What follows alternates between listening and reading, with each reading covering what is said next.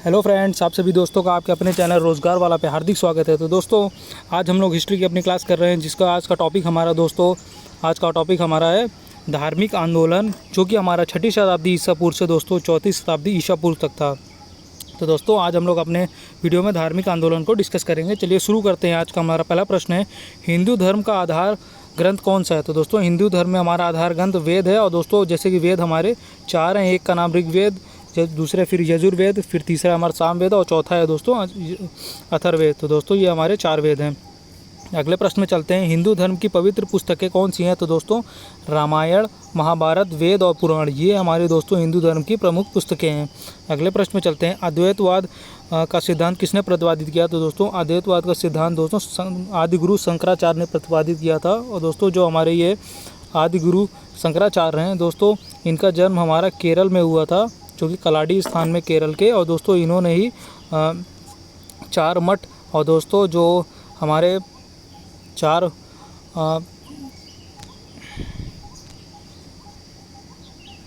और दोस्तों जो हमारे 4 धाम हैं, वो आदि गुरु शंकराचार्य जी के द्वारा ही स्थापित किए गए हैं। अगले प्रश्न में चलते हैं हमारा, इसमें यह बोला गया है कि विशिष्ट द्वैतवाद के सिद्धांत के प्रतिपादक किसने किया? तो दोस्तों, रामानुजाचार्य जी ने विशिष्ट द्वैतवाद के प्रतिपादन किया था। दोस्तों, यह जो हमारे रामानुजाचार्य हैं दोस्तों, ये हमारे वल्लभाचार्य जी के गुरु जी हैं। अगले प्रश्न में चलते हैं, द्वैतवाद के सिद्धांत किसने दिया था? द्वैतवाद का दोस्तों मध्वाचार्य जी ने दिया था। अगले प्रश्न में चलते हैं, द्वैतवाद या फिर दोस्तों इसको हम लोग द्वैतवाद भी बोलते हैं, इसका जो प्रतिपादक किया था दोस्तों निम्बकाचार्य जी ने किया था। और दोस्तों, जो हमारे ये रामानुजाचार्य हैं दोस्तों, इन्होंने ही धार्मिक आंदोलन का शुरुआत की थी दोस्तों। और जो दक्षिण से उत्तर तक लाने में दोस्तों रामानंद जी का बहुत बड़ा योग मतलब कि उनका हाथ था। दोस्तों, ये जो गुरु रामानंद हैं दोस्तों, ये कबीरदास जी के गुरु जी हैं। और जो रामानुजाचार्य हैं दोस्तों, ये वल्लभाचार्य जी के गुरु जी हैं। अगले प्रश्न में चलते हैं, इसमें यह बोला है, गौतम बुद्ध का जन्म किस वर्ष हुआ था? दोस्तों, 563 ईसा पूर्व में लुम्बिनी नेपाल में गौतम बुद्ध जी का जन्म हुआ था। अगले प्रश्न में चलते हैं, गौतम बुद्ध की मृत्यु किस वर्ष हुई थी? तो दोस्तों, 483 ईसा पूर्व में कुशीनगर में, जो कि दोस्तों मल्लों की राजधानी थी, उत्तर प्रदेश में इनकी मृत्यु हुई थी। दोस्तों, 80 वर्ष की अवस्था में दोस्तों हमारे गौतम बुद्ध जी की मृत्यु हुई थी। अगले प्रश्न में चलते हैं, गौतम बुद्ध को ज्ञान कहाँ प्राप्त हुआ था? दोस्तों, गौतम बुद्ध को ज्ञान प्राप्त हुआ था गया, बिहार में। दोस्तों, अगर नदी पूछ ले तो निरंजना नदी किनारे इनको ज्ञान प्राप्त हुआ था। अगले प्रश्न में चलते हैं, गौतम बुद्ध ने अपना प्रथम धर्मोपदेश कहाँ दिया था? दोस्तों, सारनाथ में इन्होंने अपना प्रथम उपदेश दिया था। और दोस्तों, इसी सारनाथ का पुराना नाम ईशापत्तन या फिर दोस्तों मृगदाव था। और दोस्तों, पहले उपदेश को इनको हम लोग बोलते हैं धर्मचक्र परिवर्तन दोस्तों बोला जाता है। अगले प्रश्न में हम अब चलते हैं दोस्तों, इसमें यह बोला गया है कि बुद्ध का शाब्दिक अर्थ क्या होता है? दोस्तों, बुद्ध का शाब्दिक अर्थ हमारा प्रकाशवान होता है। अगले प्रश्न में चलते हैं, गौतम बुद्ध ने अपने उपदेश किस भाषा में दिए? तो दोस्तों, गौतम बुद्ध ने अपने उपदेश पाली भाषा में दिया था। और जो हमारी बौद्ध धर्म की भाषा दोस्तों, वो पाली भाषा ही थी। अगले प्रश्न में चलते हैं, जातक कथाएँ किससे संबंधित हैं? तो दोस्तों, जातक कथाओं का संबंध हमारा बौद्ध धर्म से है। और दोस्तों, अगर हमसे जातक कथाओं की संख्या पूछ ले तो 549 की संख्या थी। दोस्तों, जातक कथाओं में यह वर्णन है कि गौतम बुद्ध के जन्म के पूर्व की घटनाओं का वर्णन दोस्तों इसमें दिया गया। और 549 इनकी संख्या है। और ये जातक कथाएं हमारी दोस्तों बौद्ध धर्म से संबंधित हैं।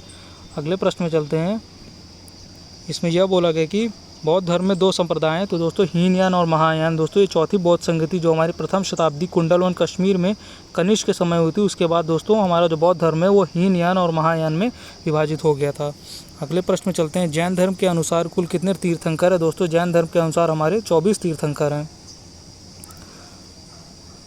अगला क्वेश्चन है दोस्तों, जैन धर्म में प्रवर्तक या प्रथम तीर्थंकर कौन थे? दोस्तों, ये थे ऋषभदेव। दोस्तों, इनका जो दूसरा नाम है वह है आदिनाथ, या फिर इनको दोस्तों हम लोग केशरिया देव भी बोलते हैं। दोस्तों, इनका उल्लेख हमारा ऋग्वेद में मिलता है दोस्तों।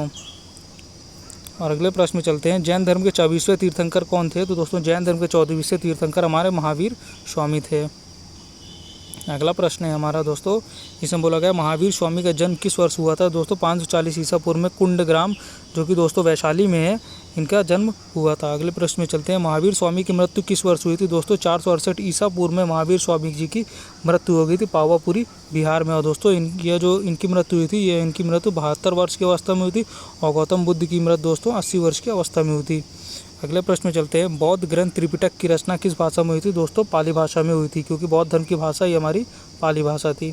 और दोस्तों अगर पूछ ले कि जैन धर्म की भाषा, तो इनकी दो भाषा थी। शुरू में दोस्तों अर्धमागधी भाषा थी और बाद में जो हो गई थी दोस्तों वह प्राकृत भाषा हो गई थी। अगले क्वेश्चन पे चलते हैं। इसमें बोला गया है कि किस शासक ने विक्रमशिला विश्वविद्यालय की स्थापना की? तो दोस्तों धर्मपाल ने विक्रमशिला विश्वविद्यालय की स्थापना की। दोस्तों ये हमारे बंगाल में जो हमारा पाल वंश था दोस्तों उसका एक महानतम शासक था। और दोस्तों इसने ही सोमपुरा विश्वविद्यालय की स्थापना की, जो कि हमारा बांग्लादेश में है। अगले प्रश्न में चलते हैं, किस शासक द्वारा तृतीय बौद्ध संगीत संरक्षण दिया गया? तो दोस्तों तृतीय बौद्ध संगीत संरक्षण अशोक द्वारा दिया गया था, जो कि हमारी 255 ईसा पूर्व में दोस्तों हुई थी ये बौद्ध संगीति। और दोस्तों यह हमारी पाटलिपुत्र में हुई थी। अगले प्रश्न में चलते हैं, चतुर्थ बौद्ध संगीति कहाँ और किसे शासनकाल में थी? दोस्तों कुंडलवन कश्मीर कनिष्क के शासनकाल में चतुर्थ बौद्ध संगीति आयोजित की गई थी। अगले प्रश्न में चलते हैं। इसमें बोला गया कि भारत का सबसे प्राचीन विश्वविद्यालय कौन सा? दोस्तों नालंदा विश्वविद्यालय भारत का सबसे प्राचीन विश्वविद्यालय। इसकी स्थापना दोस्तों गुप्त वंश के शासक कुमार गुप्त दोस्तों प्रथम ने की थी। इसकी स्थापना की थी दोस्तों कुमार गुप्त प्रथम ने। अगले प्रश्न में चलते हैं, मठ मंदिर और स्तूप किस धर्म से संबंधित? दोस्तों यह बौद्ध धर्म से संबंधित है। अगला प्रश्न है, जैन धर्म व बौद्ध धर्म दोनों के उपदेश किसके शासन में दिए गए? तो दोस्तों दोनों का उपदेश हमारे बिंबिसार के शासनकाल में दिए गए थे। और पूछ ले कि जैन धर्म और बौद्ध धर्म के लिए तीर्थ कौन सा फेमस है? दोस्तों तो ये तीर्थ हमारा कौशाम्बी है। अगले प्रश्न में चलते हैं, बौद्ध धर्म ग्रहण करने वाली प्रथम महिला कौन थी? दोस्तों महाप्रजापति गौतमी, जो कि गौतम बुद्ध की मौसी थी। अगले प्रश्न में चलते हैं, गौतम बुद्ध का प्रथम धर्मोपदेश क्या था? दोस्तों मतलब प्रथम उपदेश इन्होंने सारनाथ में दोस्तों दिया था। सारनाथ हमारा वाराणसी में स्थित है दोस्तों। धर्म चक्र परिवर्तन बोलते हैं इनके पहले उपदेश को। और दोस्तों इनके पहले उपदेश में 5 ब्राह्मण भी इनके साथ थे। अगले प्रश्न में चलते हैं, बौद्धों की रामायण किसको कहा जाता है? दोस्तों बुद्ध चरित्र को बौद्धों की रामायण बोलते हैं दोस्तों।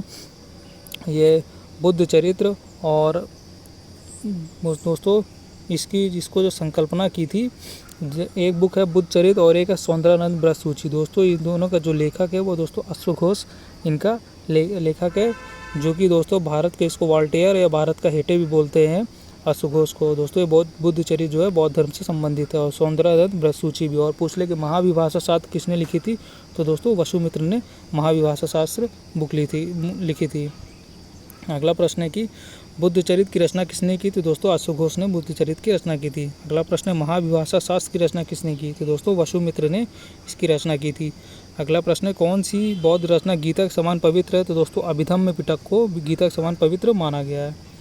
अगला प्रश्न है हमारा है कि योगाचार या विज्ञानवाद के प्रतिपादक कौन है? तो दोस्तों मैत्रेय नाथ हैं। अगला प्रश्न है, भारत से दक्षिण के बौद्ध धर्म का संप्रदाय था, मतलब दक्षिण की ओर दोस्तों हीनयान रहता था, उत्तर की ओर दोस्तों महायान रहते थे।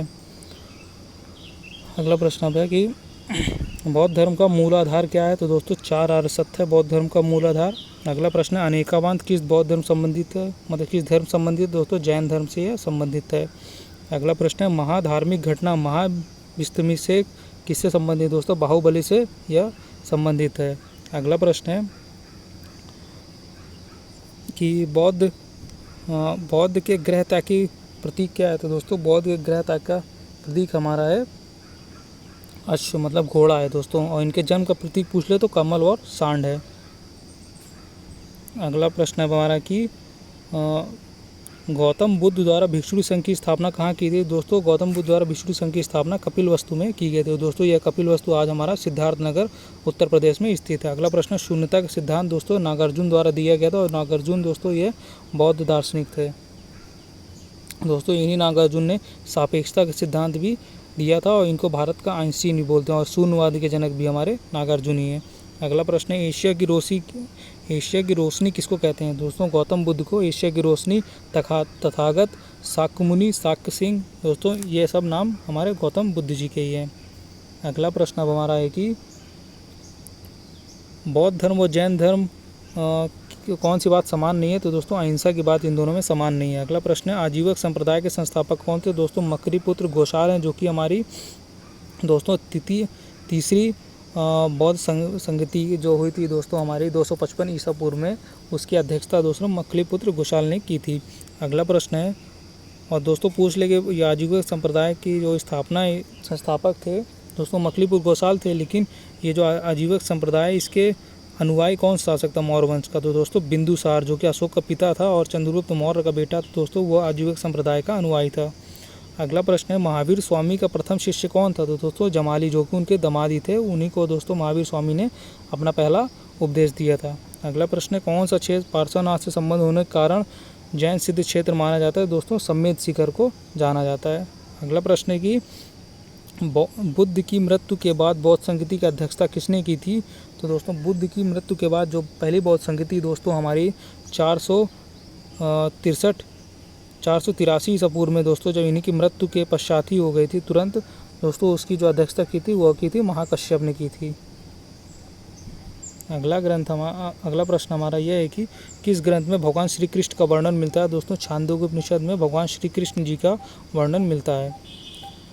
जैन धर्म के प्रथम विभाजन श्वेतांबर शाखा के संस्थापक कौन थे? दोस्तों श्वेतांबर संस्थापक जो शाखा थे वह थे हमारे दोस्तों स्थूलभद्र। और सोच लो दोस्तों, अगर श्वेतांबर के जैसे एक दिगंबर भी शाखा थी, उसकी संस्थापक पूछ लें तो दोस्तों वह भद्रबाहु थे। अगला प्रश्न है प्रथम जैन महासभा का आयोजन कहाँ किया गया था?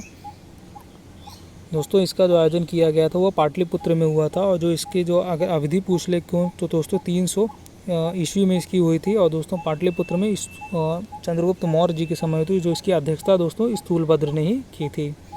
और दूसरी अगर हमसे पूछ ले कि दूसरी जो हमारी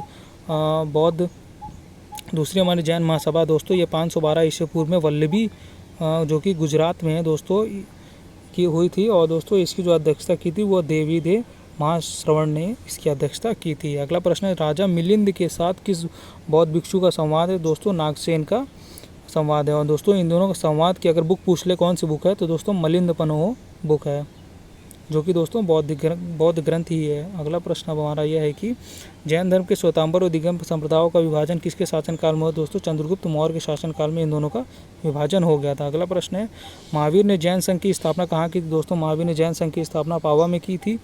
अगला प्रश्न है महावीर की मृत्यु के बाद जैन संघ का अध्यक्ष कौन था? दोस्तों सुधर्मन था इसका अध्यक्ष। अगला प्रश्न है जैन धर्म की पवित्र पुस्तक कौन है? दोस्तों जैन धर्म की पवित्र पुस्तक को आगम कहा जाता है। अब अगला प्रश्न है दोस्तों, इसमें यह पूछा गया है कि जैन धर्म की पवित्र पुस्तक दोस्तों आगम है। अभी हम पढ़ चुके हैं। जैन धर्म में कल्पसूत्र के रचयिता कौन है? दोस्तों भद्रबाहु कल्पसूत्र के रचयिता। दोस्तों ये जो कल्पसूत्र है दोस्तों, इसमें जैन धर्म के हमारे 2400 तीर्थंकर के बारे में बताया गया है दोस्तों, जो कि भद्रबाहु द्वारा लिखी गई है। और दोस्तों भद्रबाहु ही हमारे दिगंबर शाखा के प्रवर्तक भी हैं। और दोस्तों ये तो दिगंबर शाखा के लोग, ये लोग दक्षिण में रहते थे और जो हमारे श्वेतांबर शाखा की उत्तर में रहते थे। दोस्तों अगर हमसे पूछ ले कि श्वेतांबर शाखा जो कि उत्तर में रहते थे, दक्षिण में जाकर उसका प्रचार किसने किया था? दोस्तों सुहस्तिन ने उसका प्रचार किया था। ये क्वेश्चन पूछ लिया जाता है। अगला प्रश्न है कि जैन धर्म को अंतिम राजकीय संरक्षण किसने प्रदान किया? दोस्तों ये जो प्रदान किया था गुजरात के चालुक्यों ने प्रदान किया था। इसी तरह पूछ ले कि अगर बौद्ध धर्म को अंतिम संरक्षण दोस्तों किसने प्रदान किया था? तो दोस्तों इसका आंसर हो जाएगा कि बौद्ध धर्म को दोस्तों बंगाल के पाल शासकों ने अंतिम राजकीय संरक्षण प्रदान किया था। अगला प्रश्न है परिष्टि पर्व रचना संबंधित है? तो दोस्तों यह जैन धर्म से संबंधित है परिष्टि वर्मन पर्व रचना, क्योंकि दोस्तों इस परिष्टि वर्मन पर्व में जो रचना है दोस्तों, इसमें हमारे जो चंद्रगुप्त मौर्य हैं उन्होंने जैन धर्म अपना लिया था, उन्हीं का वर्णन मिलता है कि परिष्टि वर्मन पर्व में दोस्तों जैन धर्म के और चंद्रगुप्त मौर्य के जैन धर्म का अपनाने का वर्णन मिलता है। तो दोस्तों ये थी आज की हमारी इम्पॉर्टेंट क्लास धार्मिक आंदोलन की दोस्तों, जो कि हमारी 600 ईसा पूर्व से 400 ईसा पूर्व या फिर 6ठी शताब्दी ईसा पूर्व से 4वीं शताब्दी ईसा पूर्व तक चला था। तो दोस्तों आज हमने सब प्रीवियस ईयर क्वेश्चन डिस्कस किए। तो दोस्तों अगर आपको वीडियो अच्छा लगा हो तो वीडियो को लाइक शेयर और अपने चैनल रोजगार वालों को सब्सक्राइब जरूर करिए। आप सभी का वीडियो देखने के लिए बहुत बहुत धन्यवाद।